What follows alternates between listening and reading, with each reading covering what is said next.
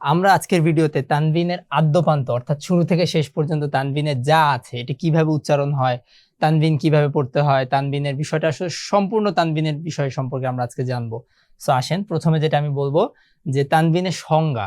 তানভিনকে যদি সংজ্ঞায়িত করতে যাই তাহলে আমরা এভাবে বলতে পারি, দুই জবর দুই জের ও দুই পেশকে তানভিন বলে। এটার তাত্ত্বিক সংজ্ঞা। কিন্তু আসলে আমরা যদি বলি যে আসলে তানভিনের উচ্চারণটা কেমনে হয় বা কিভাবে এটার উচ্চারণ করব, আমরা অনেক সময় দেখি যে এক একটার উচ্চারণ এক এক রকম। সো আসেন আমরা আজকে বিষয়টা জানবো।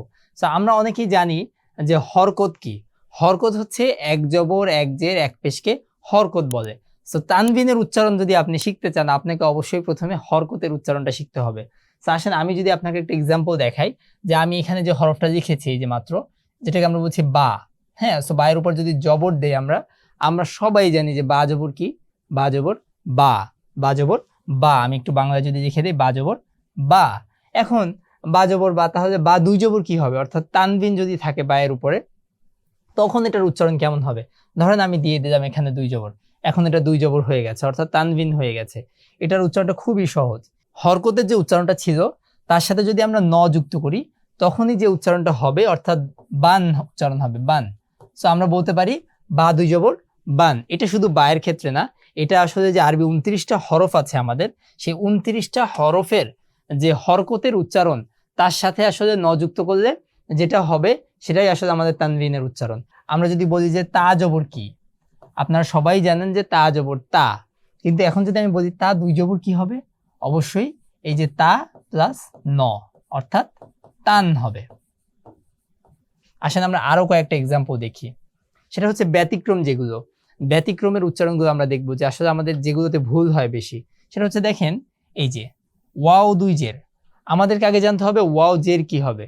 সো আমরা সবাই একটু মনে রাখবো যে ওয়াও জের উই, উই এটার উচ্চারণ হচ্ছে, আমরা ইংলিশে বলি না W E we, so wow জের উই, এটা মনে রাখবেন। সো আমি কি বলেছিলাম যে হরকতের যে উচ্চারণ তার সাথে যদি ন যুক্ত করি, অর্থাৎ যদি আমরা এর সাথে ন যুক্ত করি তাহলে কি হবে, উইন হবে, উইন। সো এটা মনে রাখবেন, ওয়াও দুই জের উইন। ঠিক আছে। সো আরো কয়েকটা ব্যতিক্রম আছে, যদি আমি সেই ব্যতিক্রমগুলো নিয়ে একটু কথা বলি। সেটা হচ্ছে ইয়া দুই পেশ। হ্যাঁ, এটা ব্যতিক্রম। যেমন আমরা জানি ইয়া পেশ, ইয়া পেশ ইউ, ইয়া পেশ ইউ আমরা ইংলিশে যেভাবে লিখি এই যে ইউ। হ্যাঁ, সো আমরা আসলে যে ভুলটা করি যে আমরা ইয়া পেশ বলি উ, বাট এটা মনে রাখবেন যে ইয়া পেশ ইউ, ইয়া পেশ ইউ, বাট হামজা পেশ উ, অর্থাৎ হামজা পেশ উ, কিন্তু ইয়া পেশ উ না, ইয়া পেশ হচ্ছে ইউ। সো আমি কি বলেছিলাম যে হরকতের যে উচ্চারণ তার সাথে যদি ন যুক্ত করি তাহলে তানভিনের উচ্চারণ হয়ে যাবে, অর্থাৎ ইয়া দুই পেশ ইউন হবে, ইয়া দুই পেশ ইউন হবে, ইউন। সো আশা করছি এরপরে আপনাদের তানভিন নিয়ে আর কোনো প্রবলেম হওয়ার কথা না।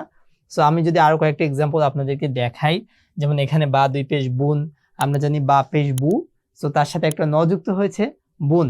তারপরে ওয়াও দুই পেশ উন, ফা দুই পেশ ফুন, তা দুই পেশ তুন, ত দুই পেশ তুন, সা দুই পেশ সুন।